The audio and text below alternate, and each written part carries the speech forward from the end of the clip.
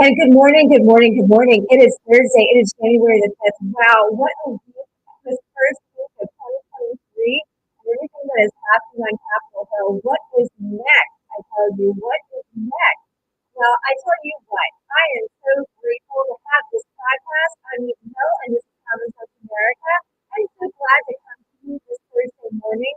The sun is shining. It is warm here in Eastern North Carolina, and I have just an exciting list of guests to share with you this morning. They have been pre-recorded, so just so you know, you can always go over to my YouTube channel, Common Sense America with Ethan Hill. You can go over to Rumble, Common Sense America with Ethan Hill. You can follow me on Twitter at Ethan Gordon. You can also follow me on LinkedIn and Facebook. I know a lot of you are streaming on this show on all these different social channels. Thank you so much for all of your support. Yesterday afternoon, I got a call, I got a text and said, yep, Curtis Lewa is ready and able to join my show. I have admired him for years, and all the years of living in New York and the Northeast, he is top notch in my book. He founded the Guardian Angels in 1979 to clean up New York City and to protect people from crime. He is at the forefront of WABC New York, 77 WABC Radio, and he is talking all things news of the day, politics, the rats, and feral cats. He's also talking about state of the city in regards to the new mayor, Eric Adams. So we're going to be breaking it down on this first segment with Curtis Lewa. I'm so thankful, and hat tip to Maria, his sister, and who is a good friend. Thank you for your support to Common Sense America. Also, second half of the show, Young Voices, one of my favorite contributors. We have Amanda Griffiths returning to the show. You haven't seen her in a hot minute, but she's back and she's on fire. We are talking 2024. We're talking Trump. We're talking DeSantis. We're talking Gavin Newsom. We're talking California. We're talking Florida. We are talking election integrity and education. What is ahead? So we have so much to jam pack in this hour. Tomorrow, we will wrap the week with everything that we have talked about this week. And obviously, we will go back to what is happening on Capitol Hill and the DC Beltway. Has anybody watched Fox News last night? It looks like they went pretty hard. Sean Hannity went pretty hard on Lauren Boebert from Colorado. But there is a lot of going on outside the Beltway, what really makes America tick. And that's not Kevin McCarthy. That's not the Democrats, Republicans. That's not Capitol Hill, McConnell, Biden, or any of the other senators who gathered yesterday. It is America. We, the people, make this country tick. So I want you guys to join me in these powerful segments as we head right to it. It is just about 3 minutes after the hour, and I want to make sure we get both segments in. If we go a little over, you'll know. And if you have to hop off, remember, follow me on all my social channels, and you can always jump over to YouTube or Rumble and check out the rest of the segments. These segments are powerful, and I'm grateful to bring truth to you. I love this country and I love my audience, and I'm so grateful for each and every one of you. On that note, we're headed right over to bring over my pre-recorded interview yesterday afternoon in New York City with Curtis Lewa. Morning. This is Gordon Hill, and you are back here with Common Sense America. Thank you so much for being here on this amazing morning. And we are living in the land of the free and the home of the brave. I am so glad that I get to sit here and bring truth to you. We are here, and I have the great honor to introduce you to a new feature here at Common Sense America. We have Curtis Lewa. He is the host of Rip and Bread, 77 WABC's New York Midday Show. And you must follow him on Twitter. I have it going across the screen. Curtis, thank you so much for being here. What an honor to have you. Anytime. I'm like lens slice. You put a camera in front of me, and you got me. Well, I'll tell you what, I love what you're doing for the great city of New York, my home sweet home, and I am so glad to talk with you about the state of the city and what is happening in the city. But first and foremost, I want to talk about the Guardian Angels and what you've been doing since 1979, and more recently, the Perv Busters. When I saw that on the Guardian Angels website, and I just saw all these resilient, powerful women getting on the subways and really protecting, because as you say on your site, sex crimes in the subway are now up by 50%. Talk to me about that. Well, a lot of times, guys, they have no idea what women have to go through because they're not necessarily subject to the same kind of perversions that women are confronted with. So, for instance, let's take the subway. Right. There are a lot of pervs who ride the subway every day, the same line, the same time, the same place. Mm-hmm. And they're going up and down and they're looking for women to abuse. And many of them are out there to prove to these women that they're not suffering from erectile dysfunction. And everybody just they close their eyes. Guys, they don't come to the aid of women. Women are terrified, they're traumatized. Other women fight back. Other women film it. And oftentimes they'll photo the individual. And they get almost nowhere with the police at times because they don't view this as a top felony crime like they would crimes Mm-hmm. of violence, whereas Mm-hmm. we take it very seriously because if women don't use the subways, that Mm-hmm. means they're not going to go to the restaurants and bars, they're not going to go to nightlife, and you're going to have a city that is paralyzed like our city right now that just can't seem to get back on track after the lockdown and pandemic of 2020. And a lot of it is that a woman will get on a subway, which is the veins and arteries of the city. Right. They cannot always afford a cab ride. Cab fares have just gone up. Uber Mm-hmm. fares have gone up. You got to take a reverse mortgage, a payday loan. So they're going to use the subways. Mm-hmm. But if women feel unsafe, Mm-hmm. feel they're preyed upon, perved upon, Mm-hmm. they're not coming back into the subways. Mm-hmm. And so because it's generally men who make the decisions about policing, with little regard to what pervs do, who are predicate offenders. I mean, there's some of these guys, 50, 60 arrests for exposure, for coming on to women, for rubbing up against them, and nothing gets done. Right. And so we created the Perv Busters. These are female guardian angels who are dedicated to taking the information that sometimes we get. Some of these women who have been violated don't even trust that the police are going to adequately follow up on the information they provide. So they hedge their bets and they give it to the guardian angels too. And then the female guardian angels assemble and they patrol and they give out warning flyers to the females who are riding or waiting on the platform about this particular predator who has been stalking women and violating women in the area.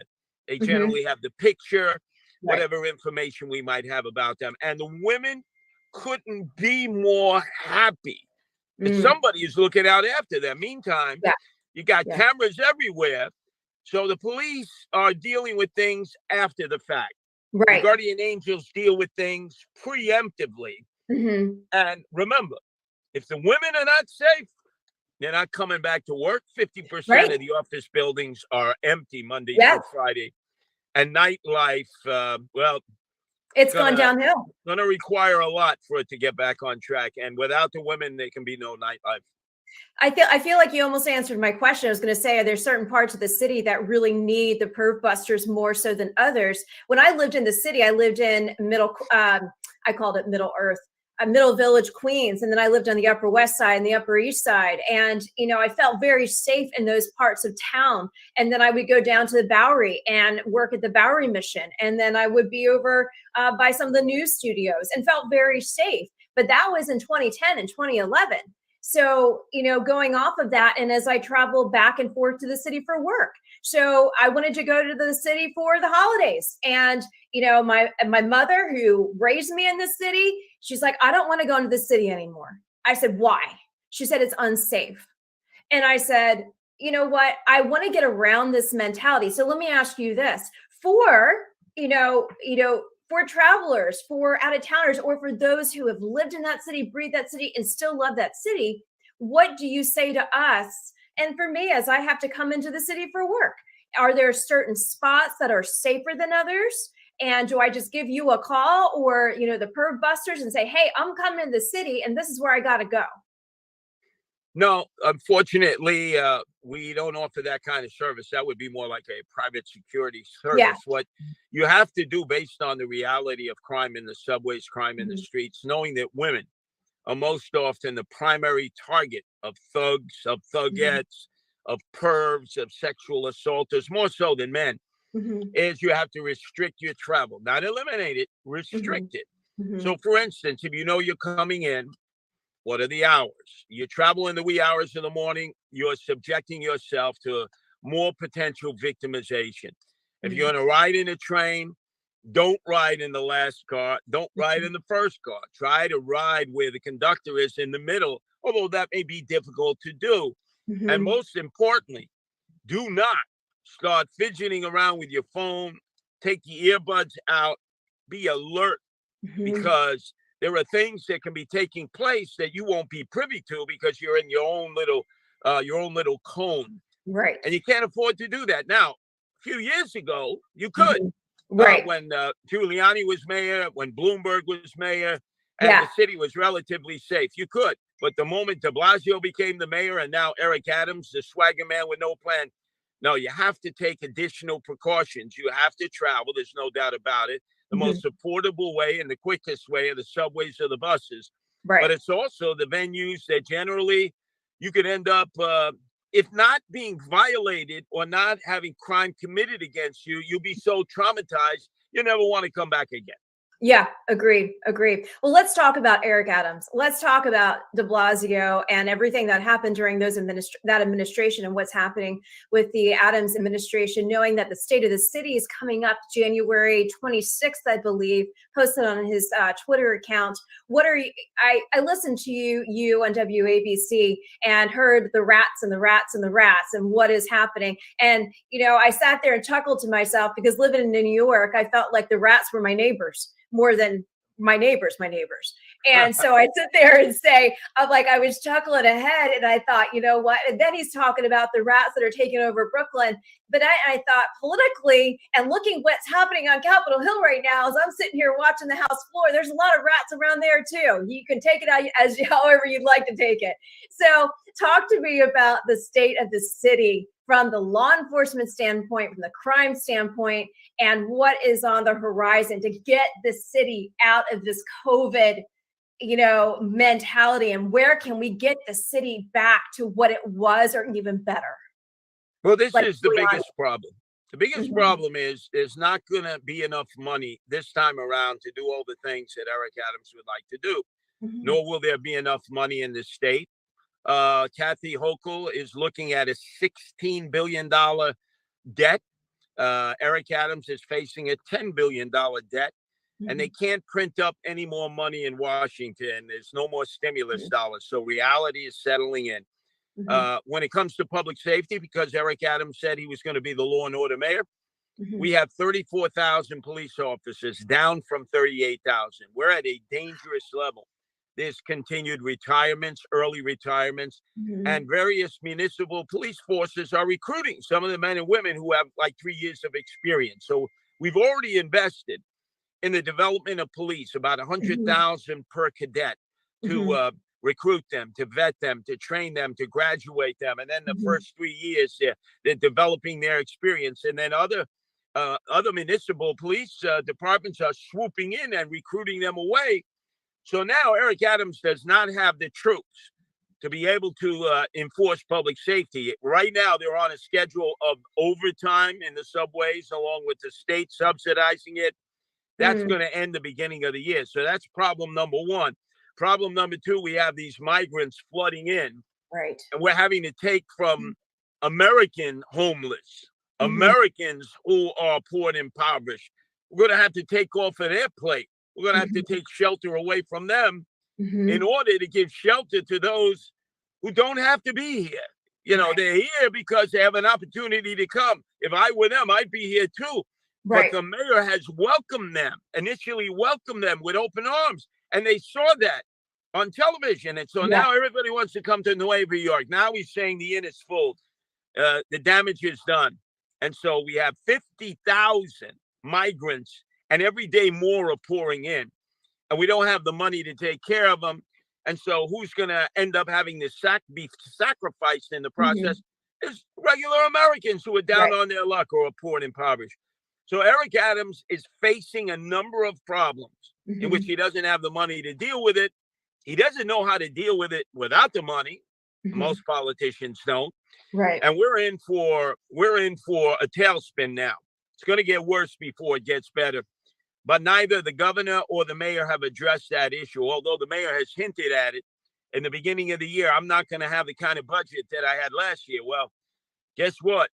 What are you going to do now? You're going to have to do more with less. And he's not used to that. Politicians are not used to doing more with less. Exactly. Exactly. A couple other things to say to that, to Eric Adams, and then also to what is happening to the great state of New York. And, I sit there and say, Lee Zeldin, you were great candidates running for respected offices. And then I look at Santos. And I heard you talking about him on your show today. And I loved how you talked about, a majority of Congress, they are Christians. Why aren't they, just extend that olive branch, if you will. And you talked about the fact of nobody was talking to him and pretty much ignoring the guy. But also to the point that you had mentioned, should Lee Zeldin run for his seat? What are your thoughts on that? Yeah. And look, we're in an era of pathological liars. Our president is a pathological liar. Donald Trump is a pathological liar. But George Santos is the worst from beginning to end. There's nothing true about what this guy has said about his life. So instead of everybody saying, hey, we got to stop this because now people have more of a reason not to trust politicians, to think they're all thieves and they're all liars. I mean, let's face it, this George Santos sort of feeds that stereotype. Number two, there will be no opportunity for a Republican to win that district when, and it'll be sooner than later, that George Santos either resigns or he's forced out of office because he'll be indicted. Right. And so any Republican trying to step up in the shadow of George Santos, the stigma, the stain, won't even be able to argue the first point. When right away the Democrats will say, well, look, it's just more Santos. So the guy who won the election in that area, and Santos benefited, he got more votes than the Democratic candidate, Kathy Hochul, is Lee Zeldin. He's from Long Island. He knows Long Island issues. He ran a marvelous campaign. Everybody after that campaign, even his enemies said, wow, you ran a really good campaign. He was focused. Crime, crime, crime, crime. So if you were to step in and say, I'm going to run, I know which Democrat is laying in wait, and that's the former Congressman Tom Suozzi, who has never had a job in the private sector. He doesn't want to go to the private sector, but that would be a great political battle. Ideologically, they're two local guys. They grew up in Long Island. They know Long Island issues. Nobody can question that. They have a different way of approaching it. And I think the voters deserve that in the 3rd Congressional District. Yeah. Okay. Next question. What are we going to do about all these rats? As I sit here and let's see. Oh, wait a second. They're on the 7th vote for Speaker of the House. What are we going to do about these rats up here in Capitol Hill that I used to work with and serve with? And what are we going to do about the literal rats in Brooklyn? And let's talk about rats. Yeah, well, number one, I don't get bent out of shape that everybody isn't drinking the Kool-Aid for McCarthy. Clearly, he's losing votes, even with Trump stepping in yesterday and saying, let's all come together for McCarthy. Obviously, there are a lot of men and women who serve in the House who don't like this guy, and they probably have some pretty damn good reasons. Yeah. So maybe it's time to look at another Republican candidate. What's the big deal? I mean, what? The Republicans can't survive without McCarthy? They'll survive. They'll have somebody else, maybe a Scalise, who I think, because not only was he a good congressman, but remember, he got shot on that softball field. He survived against all odds. I think everybody would say, yeah, okay, if not McCarthy, let's rally around Scalise. The Democrats, obviously, they're in the minority, but soon they'll be in the majority. It always happens. And then Hakeem Jeffries will be the speaker. And boy, that's going to be a headache. So I don't get all bent out of shape. It's like, look, nothing's going to change right now. Relax. Don't make it seem like if we don't elect McCarthy, the world is at an end. No, it's not. Let the process unfold. And if McCarthy cannot galvanize enough Republicans to vote for him, then he doesn't deserve to be Speaker of the House.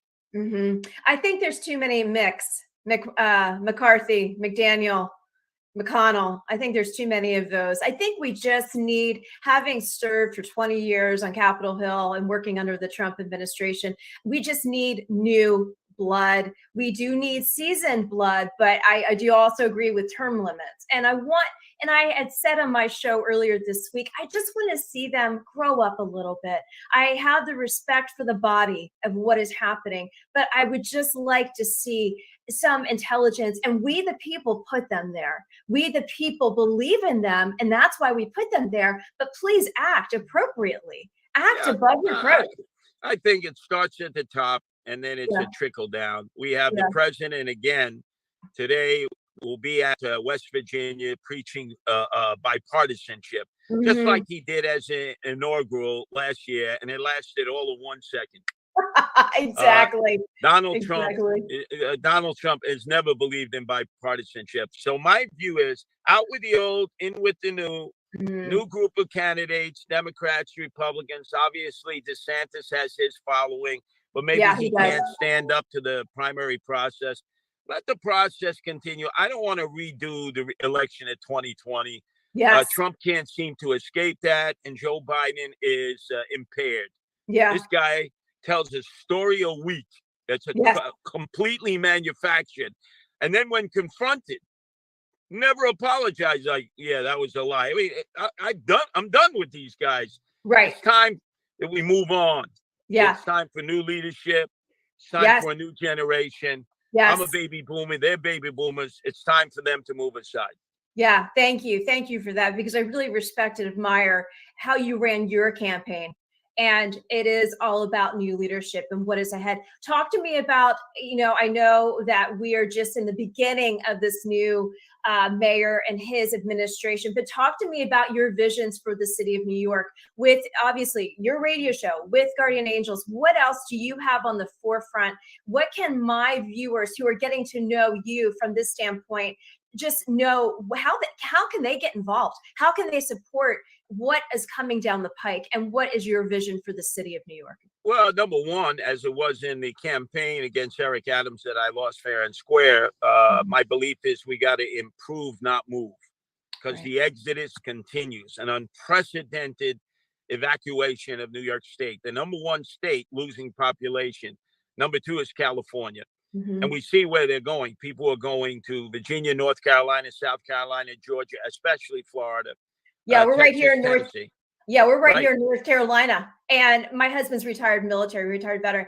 And everywhere I look, it's New York, Nassau County, in our backyard. Right next door is Pennsylvania. No, I grew up in Pennsylvania and New York, and I love having them here. But they're, are they bringing their thoughts, their ideologies? Are they bringing that progressive agenda? No, we don't want that here. We welcome you here, but do we want that? No. So I think what you're getting is not progressives leaving New York. They're staking their claim because they want people like yourself to leave, so that then they can turn the epicenter of capitalism, New York City, into the epicenter of socialism, and completely change the fabric of New York City. That's why I said we got to fight for what we know is right. Now, I recognize some people have to leave. They have no choice. They have families. It's a better quality of life, better public school systems. Okay, no problem. But there are others. We can dig in. We can fight for what we know is right. Because if Republicans and conservatives continue the flight that was encouraged by Andrew Evil Eyes Cuomo, and then Hochul, and then Eric Adams to say, hey, go back to Iowa, go back to Ohio. You weren't here in New York. It's like, this is nonsense. And then all of a sudden, when they realize that a lot of the people leaving are the taxpayers, and without the taxpayers, they can't subsidize the social services, then all of a sudden they want to put on the brakes and say, no, don't leave. Well, the damage is done. And just in a simple case like what I was doing today, imagine you have a mayor who is trying to tackle a rat problem in the city of New York, which every mayor has tried to tackle. And nobody has ever claimed victory. You're never going to have victory against the rats. They've survived for decades. But you can balance it so that it's not overwhelming. Right. I mean, this mayor even has a rat problem at the home that he owns, the building that he owns. He's an absentee landlord. And he has been cited now 2 times in a row for rat infestation outside. So we know if they're outside, they're inside, and it's affected the whole block. It's not just his building. So we introduced feral cats. Feral cats are the Mother Nature's way of impeding the growth of rats and mice. You'll never eliminate them, but you'll have a balance. And that's what cats are there for. And so we're actually putting together a feral cat colony right outside the mayor's building because he's admitted he's tried everything. He's tried pesticides, he's tried glue traps, he's tried the pellets, he's tried poisons. None of it's worked. Right. So he's knocked himself out. He admits he's frightened of rats. He's obsessed with rats, which a lot of New Yorkers are. So just step aside. This is what I do. My wife does. Guardian Angels do. We'll deal with it. Focus on other issues. But this is a guy who's omnipotent. He is pretentious, like all New Yorkers. They think they do it so much better. We saw the no cash bail disaster here in New York. Jersey has no cash bail. They've done it so much better. We should have just imitated what they did. But no, we're better than everyone else. And now when it comes to dealing with the rat problem, he thinks that he's got the answers and solutions, and he doesn't. And other cities do it better. Chicago now, which was the rat capital, they use feral cats. I saw that. Istanbul, they have thousands of feral cats that integrate with the population. Rome, which is the dirtiest city in the world, more garbage there than anywhere else. New York City is number 2. They have feral cats. So if it's working in all these places, why wouldn't you do it? Obviously, he doesn't have the desire to do it. Maybe he doesn't understand it. Maybe he has an aversion to cats. So we have moved in voluntarily, and we will do it. And hopefully he learns from our example. How long will that take as you move in to do it? And what's that look like, timeline? And are there other parts of the city that really need what you guys are working on? Oh, yeah. The worst area for rat infestation is Washington Heights, the very large tenements that have been there almost some of those buildings 100 years. Yeah. The problem there is it's so bad, the rat infestation, that when you go on the major retail road, which is Broadway, many of the vendors, they have tables outside of their stores and they sell openly rat poison. That's how bad the problem is. And there are a lot of restrictions to having cats. So if you have cats in a building, the Department of Buildings will come in and write up a summons to the landlord or whoever owns it. And then all of a sudden they want to get rid of the cats.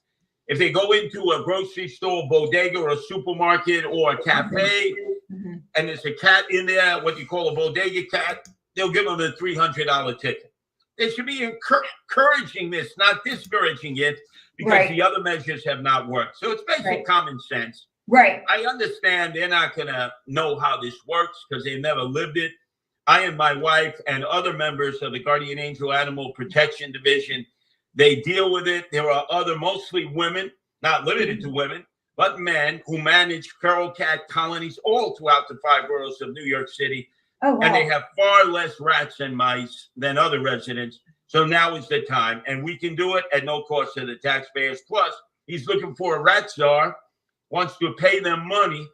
I told him, okay, knock yourself out, get a rat czar by day, AM, but that's not when the rats are out at play. Rats are nocturnal. Cats are nocturnal. The rats rule the night in New York City from 10 p.m. to 4 a.m. in the morning. Yeah. And that's when I'll be out at no cost to the taxpayers. Wow. Well, let me end on this note. Any final words that we can, and my audience is primarily New York, New Jersey, Pennsylvania, and a little bit here of the South. Where can we get involved with Guardian Angels? Obviously, they can follow you on your noonday show every day, WABC New York, midday show. But where can we help you with New York City Guardian Angels? Where can we get involved? Well, the best thing to do is just go to www.guardianangels.org, guardianangels.org. It's the best way to contact us. Obviously, listening to WABC Monday through Fridays, 12 to 1. And then on the weekends, I'm on all the time. It's always broadcasting Curtis. So, and if you can't catch it live and locally, you catch it on the podcast at WABCradio.com. So you'll definitely get your full of Curtis Sliwa at the end of the day. Well, I love having you here on the show. Thank you so much for taking the time. And you know what? After Adam's State of the City, I'd love to have you back. If you have 5 minutes to just give me a breakdown, I am going to, stay tuned. I absolutely love the Cats Matiti group. I know that you are friends with them, and I worked with Rita Cosby over the years. So I'm just grateful that I get to now have you on this show and just really talk about the important issues and saving New York City, my home sweet home. So thank you for what you are doing. My pleasure. Thank you. God bless you. See you soon. And for all of those who are tuning in, this is Common Sense America. I am Eden Hill. And I tell you what, that was such a great interview with Curtis. He is a joy. I just absolutely admire his work. And if you have a chance, please go over to WABC New York and check out his radio show at midday, noontime. And you do not want to miss it. And you know what? He ran for mayor of New York City. And right there, you see a visionary, a leader. And I would love to see the city have powerful leaders like him. So until then, we will be bringing him back, hopefully with an update of the state of the city post Eric Adams conversations to his constituencies on January 26th. But until then, we're going to take a quick break, and then we will bring over to the show Amanda Griffiths with Young Voices. Stay tuned. We will be right back.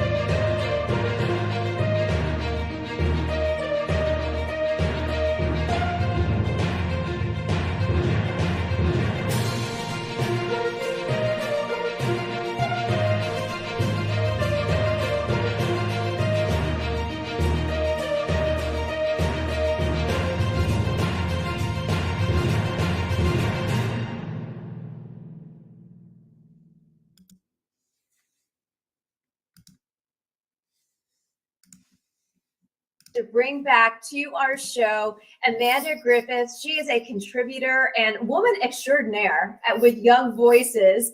And we have so much to talk about. And Amanda, I'm so glad to have you. Welcome back. Thank you so much, Eden. I've been looking forward to talking with you and talking with your listeners for a long time. So this is definitely a New Year's gift for me. Oh, well, thank you. Thank you. You know what? Let's get right to it. You know, we saw last month a lot of different news media. Well, you know, I'll call them lamestream media. Then I'll also call, you know, some of my favorite podcasters. Everybody's talking 2024. We haven't even been into this new year, new week for a hot second. And we know what is ahead. I wanted to kind of get your predictions of both sides of the aisle, and who do you think is going to start dropping their names in the hat? And then I'll tell you my favorite ticket, and we'll go from there. Sure. You know, Eden, the midterms were so interesting because in the aftermath, we saw both major parties distance themselves or begin to distance themselves from their respective party leaders. You heard a lot of talk about how maybe President Biden was losing his touch. Maybe it was time for a younger, fresher face. Yes. At the same time, you heard a lot of people speaking about how the Republican Party really needs to step away from Donald Trump. And it was, for me, refreshing as someone who has ample criticisms, both of them. But it has been interesting to see in that aftermath who's emerged. One of the people who has, I think everyone knows, is Ron DeSantis, who, of course, kind of rode in a bit, and this is going to perhaps sound unfair to him, on Trump's coattails. All I mean by that is to say he used Donald Trump in a lot of his early campaign ads, capitalized on some of those key endorsements when Donald Trump's political capital was quite high. At the same time, I see, as someone who is about to relocate from, but was recently living in California. Right. I see Gavin Newsom trying to position himself as essentially the left-leaning foil to Ron DeSantis, especially on the culture war stuff. Anything that DeSantis does, maybe to troll the left a little bit, Newsom will do the opposite, the inverse in response. And I'm not sure whether that behooves him. I am excited because I think a lot of the media cycle has been focused on New York politics. Now they get to see what we've been hiding here in California. Those are my two big ones to watch for sure. Let me ask you this. So America's governor, Ron DeSantis, has a new book coming out, and it's coming out the end of February. And it's very strategic that it comes out in and around President's Day. And I sat there and thought, from a strategic communications professional standpoint, oh, this was very smart. And what are your thoughts to him throwing his hat in the ring, and how early do you think? I mean, he keeps dancing around it. But how early do you think we're going to start seeing these contenders like America's governor, like Newsom, start saying, okay, enough is enough. We're going to go ahead and get right into this ring? I think you're going to have to see it very early. I do, because now we essentially got a 4-year election cycle, whether that's for good or for ill. But the second you've got one person announcing, everyone else comes out of the woodwork. And the downside to that, of course, is that gives political opponents a lot of time for vetting. And it gives political opponents a lot of time for oppo. The upside to that is that all the cards are on the table. It's just an endless campaign season for you. It's an endless fundraising season for you. And fundraising is going to be, especially small dollar fundraising, is going to be huge, I think, this cycle. In a lot of ways, because small dollars may be the only kind of thing that people can give. Yeah, exactly. Yes.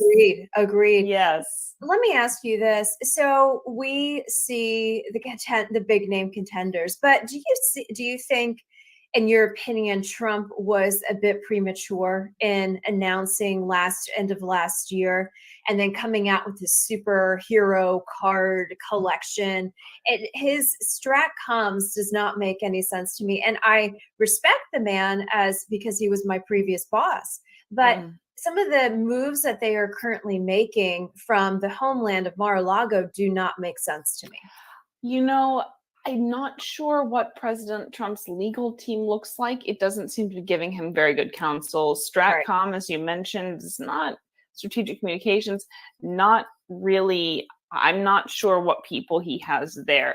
At the same time, I understand he wants to be the first to announce. I think a lot of this is his personality. I suppose I don't need to be as diplomatic as you do because he was not my former boss. But he doesn't really have that type of personality that will wait and bide his time until the absolute most strategic moment. So I'm not sure whether this was his decision, whether this was his people's decision, or whether he went around his people's decision. I see a lot of what he does as being sort of like that, that little boy in school who teases you, and your parents tell you, just ignore him, he'll stop, and then he doesn't, and then your parents say, well, it's because he likes you. And I think the you in this case is the media. And honestly, to be quite frank, I think the same can be said for the media vis-a-vis Donald Trump. You'll just ignore them, they'll go away. Well, if they don't go away, it's because they like you and they need you. They both need each other. So I don't think Donald Trump could have waited one more minute if he didn't have to.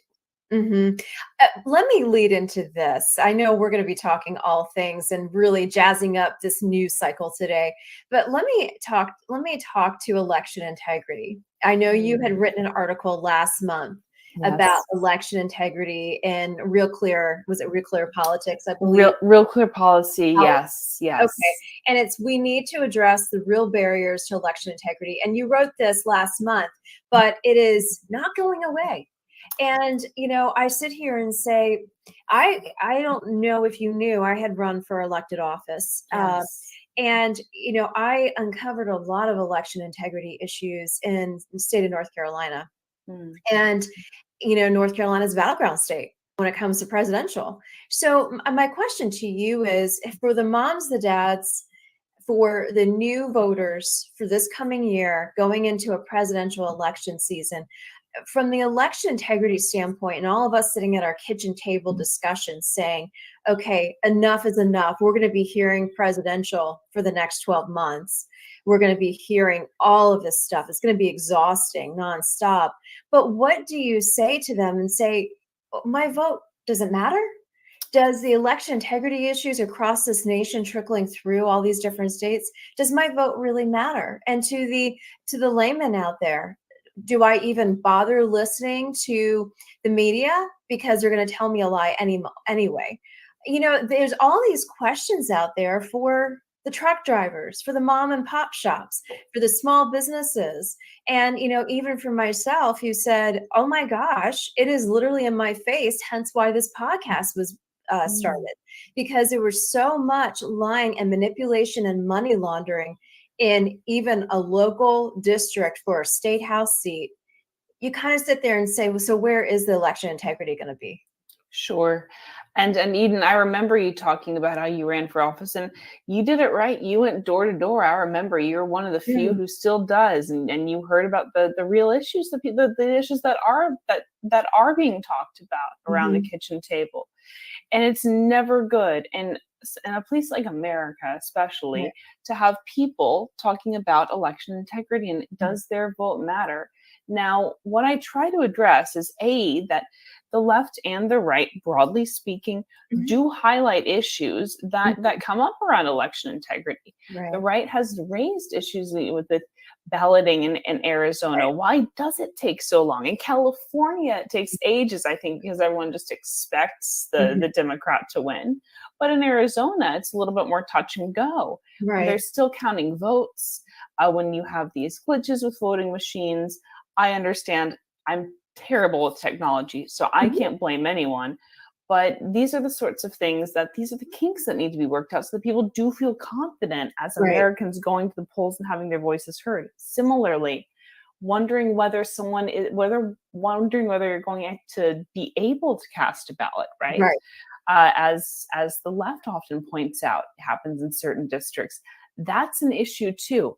But when we look at the data, when we look at whether these problems are really contributing to a difference in outcomes, neither one of them, whether you're talking about early voting or mail-in voting, or you're talking about changing these various laws, putting more ballot boxes, extending these have a minimal impact on party makeup of the turnout.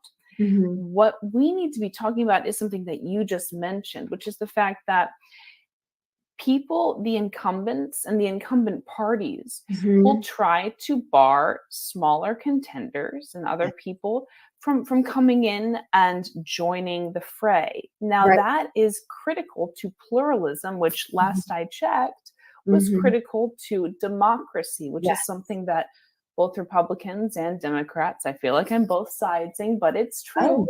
Both Republicans and Democrats keep talking about defending, but they never define what they mean. I think it begins with pluralism. It begins with adding voices to the public square. So my article in Real Clear Policy talks about various policy shifts that need to occur really on a lot of the state levels to bring more minor party, some people say third party candidates into the race. And I'm not just talking about libertarians. I often get pegged as a libertarian. That's fine. I'm not just talking about libertarians. I'm talking about people who are maybe, not quite, they're politically homeless a little bit, as I feel.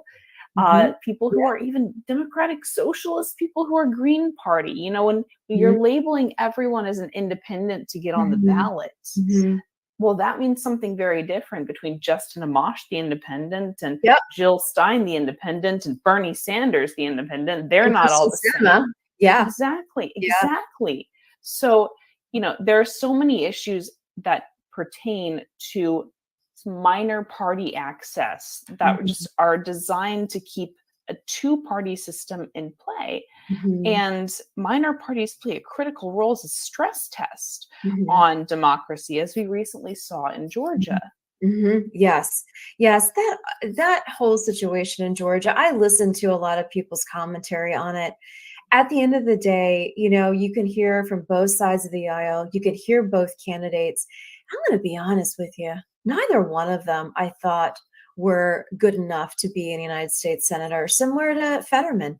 And, being elected in the state of Pennsylvania, where, I grew up in Pennsylvania politics.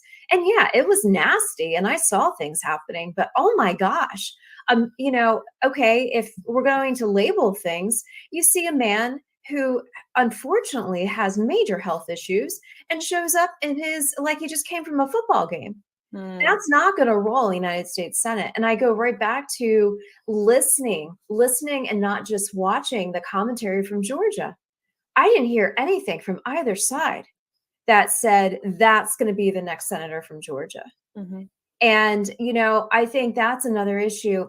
I want to bring something up to you. There's a couple things as we talk about election integrity, the party system. And somebody said a comment to me over the holidays and said, literally sat on my couch during the Christmas holiday and said, I'm from the great state of North Carolina, and I was born and raised here, and this is an amazing state, and this state will always be red to me. And I said, whoa, okay, I love this person dearly. And I said, bring me to this understanding, because the state is purple.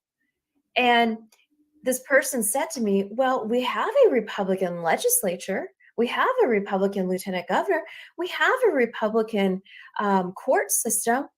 I said, just because they have an R next to their name doesn't mean squat. And the same thing goes for Democrats. And that, going back to the whole election integrity piece, there's so many layers to it. There's so many things that I have seen being here in North Carolina and comparing apples to oranges. Yes, I grew up in Pennsylvania, but living here in North Carolina, the old boy party system is just as filthy as Pennsylvania, but in its own way. So, for the American people to say, you know what, I'm going to go cast my vote and I'm going to believe that it's going to go through, I have trouble digesting that. I really, really do. I have trouble digesting what happened to Trump in 2020. I saw it in front of me being here in this battleground state. I saw so much happening here. And so I guess my bigger question to you is, as we are educating the next generation, as I know you do, and I want to talk about that next, how can we, separate from, we want to believe that this system is legit, but what can I say to my next generation, to the kids that I mentor and the kids that you work with, that your vote still matters, and actually believe that? Of course, people's vote still matters. And it will matter more when people, I believe in voting. I believe in voting because I believe it sends a message. If you vote for anyone, right, that concentration of voters is going to send a message. Again, so we had, just to give some people some background, we had a runoff in Georgia for the Georgia State Senate race. We had Warnock and we had Walker. And then there was, part of the reason, not the entire reason, but that there was a runoff was that there was a minor party candidate, and he identified as a libertarian, and he got about 2% of the vote, which is pretty high for a minor party candidate. Now, everyone came out in droves saying if he just had stayed home, if his voters had just stayed home, then my guy would have won. Yeah, I've heard that story so many times. And that's not a democratic choice. What happened was there were enough voters who said, as you did just now, neither of these guys really represent me. This guy might have more of a shot at representing me. As I said earlier, minor party candidates are a stress test on major parties. So what needs to happen in that postmortem for both Warnock and Walker is to be able to say, all right, what what spoke to these other voters, this 2%, Mm-hmm. about this other figure? And what can I do? And what can I add to my platform with regard to that? And it takes a long time, but that's the message that gets sent. Then that's part of democracy. So your vote always matters. Yes. Other things matter too. Different types of advocacy matter. Yes. Teaching people, Yes. going door to door, political advocacy that doesn't have to do with seeking elected office and telling other people how to run their lives. Yes. All right. Yeah. I got a shirt on right. This is you. I own see that. yourself. I just want to scream it from the rafters. We talk about independent voters. I want every voter to be independent. Every voter owns themselves. Yes. And that goes way beyond the ballot box, Eden. Yeah, I agree. You are, hearing you describe that to my listeners, I'm so grateful that you are such an amazing orator. I can tell you're an educator. So let's talk education. I have so many different types of educators on this show. Those who were running for Board of Elections for the state of Michigan, some of DeSantis's endorsements for school board, AG for Youngkin's team, all those types of people who are in the education space. And I want to talk about a news headline that hit last month, but is going to be relevant. And I'm wondering if we're going to see this happen in other big name universities around the country. But Stanford put out this article in the Wall Street Journal. The Wall Street Journal put it out, Beholding the School's Elimination of Harmful Language Initiative, the Stanford Guide to Acceptable Words. So what I did was I clicked on the PDF and I looked at the acceptable words. Instead of addict, you consider using person with a substance use disorder. Instead of addicted, you say hooked or devoted. Instead of basket case, you say nervous. Instead of blind review, you say anonymous review. And, I saw the other headlines and they were, no more brown paper bag commentary and like for lunch. And I'm sitting here thinking, what? None of this makes any sense to me. So I want to talk about this Stanford language PDF.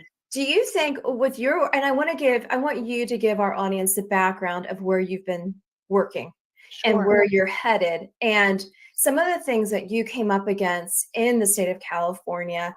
Stanford obviously is in California. Are we going to see, do you think we will see more of this in other institutions around the country? And I want to add this little tweak to it. American Military News put out yesterday that the Marine Corps is now having anybody who's enlisted or serves, they will no longer say, yes, sir, yes, ma'am. And if you see the path I'm going down here, I want to understand, are we going to be continue to be told as time goes on? Are you going to address me later as X? Am I going to address you as Y? I'm like, really, let's bring it back to the common sense piece here. And you as an educator, I want to talk about that role that you've had and what your decision was to continue going forward and seeing these things transcend into the cultural wars is what you described. Sure. You brought up so much. First of all, with Stanford, you brought up a core example of just administrative bloat, right? This is what happens. This is what happens when you have this incestuous relationship. Forgive me, I'm sure I can't say that anymore. No, you're fine. You're fine. You have this incestuous relationship between the university system in this country, whether it's private or it's public, and the government with funding. And so there's a certain amount of funding and it gets apportioned to, this is something that when we start talking about the University of California system strike, it probably should be going to grad workers and postdocs and things like that. But instead it's going to various officers, various boards, various task forces to hire more task forces. And this is the kind of product that they put out. Now, I am perhaps the worst person to talk about pronouns because, first of all, when someone calls me ma'am, it's always offensive to me because I feel old. But I let it go. Secondly, there's so many more important things. I don't Yes. care what anyone Yes. calls me when I'm not even here. Yes. When I leave the room, all right? Now, I understand there are various issues that come up around misgendering that are genuinely, for some people, bring up a lot, and I'm sympathetic to that. But in terms of, we spend so much time on this petty back and forth culture war stuff when what really matters is, okay, let's talk about this example of administrative bloat. Oh, what caused it? And what caused it is not having the agency, not universities not having the agency to say, we should be paying this department a little bit more. We should be increasing funding for this undergrad group. Maybe maybe we need this resource, this facility at our school. And to that end, there are many grievances that I share with what we're going to get into next. With the University of California Student Union, which is currently staging, along with UAW, United Auto Workers, which helps with bargaining for the UC Union. They're staging the largest strike. What's going down is the largest strike in higher ed history. Now, much of this, as far as I'm aware, and I am a political science PhD student, so a lot of my friends are very directly involved in that, really at the bargaining table. I have a very nuanced view on union activity and on collective action. I think it has been useful in the past to get really critical change done. I think it's an interesting, communal event, and it's important. It's a way of expressing voice. And so I share a lot of the grievances about, TAs should be getting paid more, especially in California, especially in Los Angeles. Cost of living is higher. Awful. Cost of living is higher than what I have been getting paid as a TA. And, you have to take out loans, and that indebts you to the government, and you go back and forth and back and forth. So I get it. One of the things, in retaliation for, this refusal to bargain adequately, in the union's eyes, in retaliation, just about everyone I know has been withholding their labor as a teaching assistant, which at a large research university like UCLA is really, that's the job that leads those discussions. Those are the people who are leading huge lectures, like seminars on Thursdays and Fridays. That for me is one of the key reasons that I started higher ed, why I started on this journey, is because I love to learn from students. I love to develop relationships of true equity, right? Of back and forth, of mutual exchange, and to hold those seminars, to organize them. I get so excited. I will have late night discussion sections, and I come back more invigorated than I've been all day because of these undergraduates. And maybe I'm selfish, but I didn't want to take that away from myself or from them. And especially given the fact that, yes, there's so much that has been neglected in terms of grads and postdocs needs from the administration, whether that's due to the administration or it's due to California policy. And that is a whole other discussion. Right. But there's so much. And yet at the same time, when I look at the brunt of the past 2 years with COVID policy in California, that has fallen on the undergrads, who they don't get paid anything. And a lot of them are much more responsible than I am. They're supporting families. They're working multiple jobs. I have had office hour phone calls with some of my best students. And I mean, they're all my best students, but it was so engaged students, undergraduates who are younger than I am. And they're on their phone in their car because they're picking their little daughter up from school because their Right. mom had to work an extra shift. Right. This is not an abnormal situation. This is how I'm able to talk with them, and we talk about their papers and we Yep. talk about their ideas, and that Yep. is so meaningful. It is these students who have been deprived of the opportunity to be in the classroom in California for the past 2 years. And I thought it was absolutely egregious. And again, no offense to my friends who worked very hard at that bargaining table.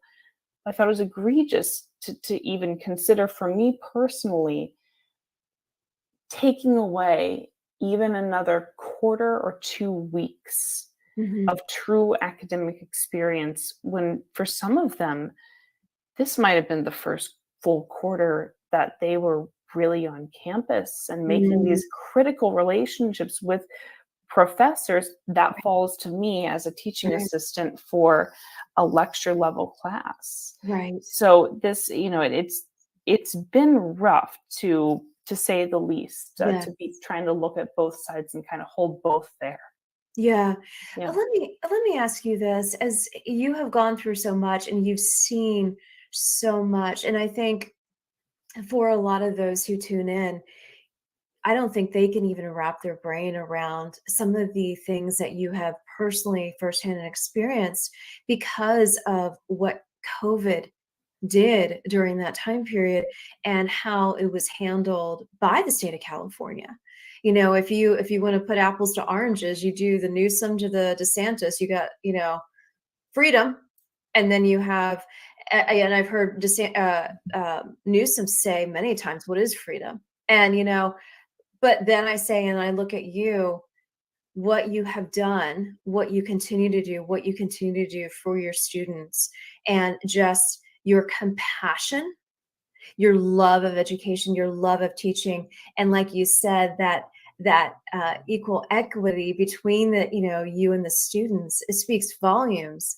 And I wish, and I want to say this to my audience, and then also to the Young Voices crew, where you are that next generation of leadership to really instill true values of what it means to have an education, what it means to understand, what it means to really engage in the public square and know that your voice is going to be heard.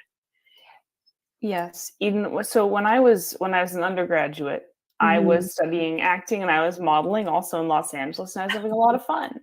And I was on the side for fun because you can't take the DC out of the girl, and I grew up in DC. Exactly. I was also in poli-sci. Yep. And I had one professor toward the end of my undergrad tenure who really, we developed a great academic relationship. And I went to his office hours for the first time, because for me, you only went to office hours when you were in trouble with someone. But he engaged with me at my level, and he kind of, I won't say single-handedly, but he drew out this academic passion that led me to the University of Chicago, where I got my MA. Mhm. And my goal is not to be that person for other people, but Right. my goal is to be part of those relationships that Mhm. will change the core, and to draw out what's already there and say, Mhm. this is really special. Let's see what we can work on here. Let's see what we can develop and mold. And yeah, you're absolutely right. It's all about figuring out, what is freedom to me? What does that look like to me? I think everyone has to answer that, and helping people be, helping be part of the way that people answer that is so critical for teachers, for people who are tasked with this. You wipe away all the dross about, of course, how much you get paid to live is important, Right. of course, but so much of the rhetoric that just treats undergraduates as babies, as infants. I Mhm. am not a babysitter. I didn't Right. come here to be, and I don't feel like a babysitter when I step in that little discussion section Mhm. and I have students telling me and making jokes about, More's Utopia, and asking me questions about Machiavelli, who is my, he's my Yeah. political subject. Yeah. Yeah, I'm not babysitting. I'm learning. Yeah. I'm learning. Mhm. And for me, that's so critical to keep front of mind. And then you can take that advocacy piece and saying, I need to do this for my students. I need to have the means to do that for my students. That's going to require this. That needs to be the approach, but not to just sideline the next generation of students. Yes. Despite the face of the administration. Yeah, despite. Exactly. Well, as we end this powerful segment, I want to throw in one final thing. And I would love for you to share with our audience, since we have such a huge audience that are fans of Young Voices, share with us your most recent achievements with Young Voices. I want to recognize you. So I'm so excited. I have been for the past 6 months a contributor for Young Voices. It's kind of a test run, a lot of professional development, a lot of publishing and being on shows such as your own. And then afterwards, there's the ability to apply for alumni tracks, which is reviewed on a 6-month basis. And I'll be continuing to work with Young Voices. I'm so excited as a commentator. And as a writer, and hopefully as a speaker as well, as I move from slowly making my way, hopefully back to Chicago and maybe DC a little bit. Right now I'm moving to UW-Madison to follow my advisor, which I'm very excited about, a little bit nervous. And I was recently a nominee for their Contributor of the Year award, which was such an honor. And I don't really know how it happened, but everyone who was nominated was just everyone is just so fire, whether they were nominated or not, in terms of the content they put out. So to be among this small group of people from who I've learned over the past 6 months, part of my community now, was truly something. And so people always joke, oh, it's an honor just to be nominated. Well, it truly was. And so that was those are kind of my two big achievements, 2 big holiday gifts, I think, for me. And I want to merit it. I want to come to deserve it in the following years. So. Well, I'm grateful for your friendship. I'm grateful for Young Voices. I'm grateful for your beautiful heart and all that you do. So thank you. And many, many blessings to you this new year. Amanda Griffiths, contributor to Young Voices and a woman extraordinaire, as I call her, to all those at Young Voices. You guys know how much I adore you. So thank you so much. Happy New Year. We are in 2023 and we are taking on many great things. So many blessings to you. Thank you for joining today. And for all of those who are tuning in this morning, thank you so much for being here at Common Sense America. I am Eden Hill. Thank you for your support today, this Thursday, January 5th. Boy, we had an amazing list of guests, and I was so honored to have Curtis here and also Amanda.